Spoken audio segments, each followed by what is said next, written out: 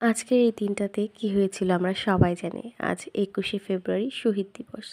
এই কারণেই গতকাল থেকেই আমাদের প্রিপারেশন চলছিল। যেহেতু আমার কর্মস্থলে সবসময় ২১শে ফেব্রুয়ারি পালিত হয় এবং পালন করতে হয়। তো দায়িত্ব পড়েছিল আমাদের ছোটোখাটো কিছু একটা তৈরি করতে হবে, পুষ্পস্তবক দিতে হবে।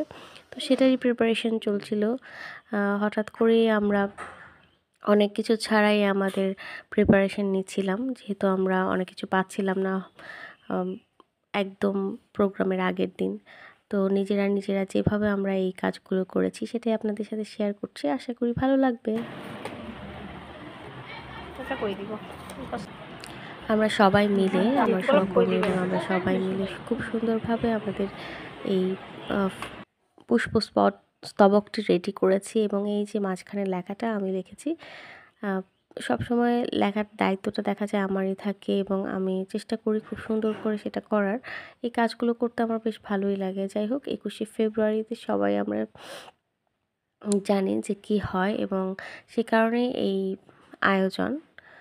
তো সবার আমাদের এই স্তবকটি নিজেদের তৈরি করা কেমন লাগলো? আমার তো বেশ ভালো লেগেছে যে নিজের হাতে কোনো কিছু করাই ভীষণ সুন্দর এবং সেটা যেমনই হোক। তো আমার মনে হয় আমরা সবাই অলরাউন্ডার।